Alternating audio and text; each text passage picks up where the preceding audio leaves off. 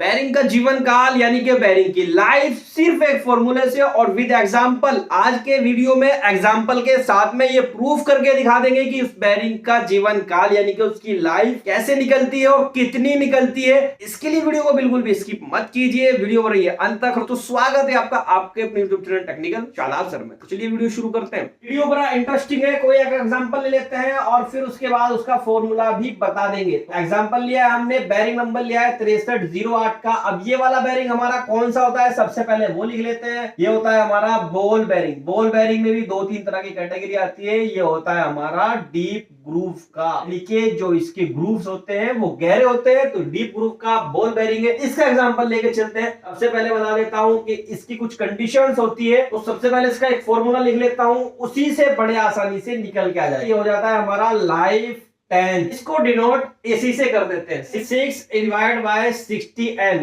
और ये हो जाता है हमारा CR डिवाइड बाय P, या फिर FR भी लिख सकते हैं 10 टू दी पावर n। इस पूरे की पावर n हो जाती है। तो इस हिसाब से इस फॉर्मूले में वैल्यूज रखने के बाद बड़े आसानी से निकल के आ जाता है। सबसे पहले यहां पर इनकी ये वाली वैल्यूज लिख लेते हैं। देखो 10 की पावर 6 है, आराम से रख सकते हैं। 60 नंबर भी आराम से रख सकते हैं।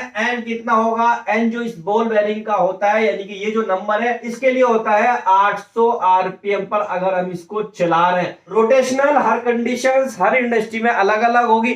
आप कितने आरपीएम पर चला रहे हैं वो देख लेना है। मैंने एक एग्जांपल ले लिया कि मैं 800 आरपीएम पर चला रहा हूं। आप 1440 पर चला सकते हैं, 700 पर चला सकते हैं, 500 पर। आपकी मशीनरी कितने रोटेशनल है वो सब देख लेना।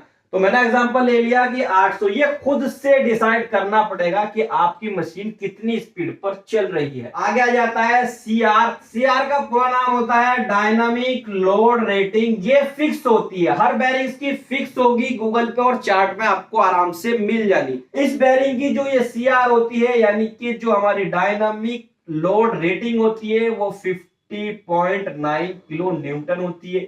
इसका मतलब है कि ये 50.9 10 टू दी पावर 3 ये न्यूटन आ गया। क्योंकि सारी वैल्यू न्यूटन में रखेंगे तो यूनिट भी देख लेनी है कि हमारी यूनिट कौन सी है और हमें कहां पर चेंज करनी है, उसी हिसाब से इस फॉर्मूले में रखेंगे। अब बात कर लेते हैं इस P की वैल्यू भी जरूरी है। P जो होता है वो हमारा होता है रेडियल लोड। इसको ही हम FR भी कह देते हैं, कि रेडियल वाला जो फोर्स होगा उसी को हम P भी कह सकते हैं। फॉर्मूले में P है तो यहां पर P लिख लिया। इसको फॉर्मूले में FR भी लिख सकते हैं। P और FR दोनों सेम कंडीशन है। अब ये FR यानी कि ये हमारा जो P होता है वही हमारा रेडियल लोड होता है, और वो हमारा 3500 न्यूटन है। ये फिक्स है इस नंबर का, यानी कि 6308 जो नंबर है उसका हमारा रेडियल लोड 3500 न्यूटन होता है। ये बात फिक्स है। अगर इसमें एक्सियल लोड होता है यानी कि FA, ये हमारा 0 है, इसलिए इस फॉर्मूले में नहीं आया। अगर ये वाला लोड भी होता तो उसके लिए अलग फॉर्मूला होता है, वो आज तो इस वीडियो में नहीं बता रहा हूं, नेक्स्ट वीडियो में फिर बता देंगे। तो आगे बात कर लेते हैं। अब ये सारी वैल्यू हमें मिल चुकी है, हम यहाँ पर रखकर देख सकते हैं। देखेंगे अगर इसकी लाइफ निकालनी हो हमें तो यहाँ पर रख सकते हैं 10 to the power 6 divide by 60, और n का मतलब है 800, क्योंकि 800 आरपीएम पर हम इसको चला रहे हैं। अब बात कर लेते हैं CR की। CR हमारा 50.9 10 टू दी पावर 3 न्यूटन में वैल्यू रखनी है, किलो न्यूटन में नहीं रखनी। तो यहाँ पर रखेंगे 50.9 10 टू दी पावर 3 और डिवाइड बाय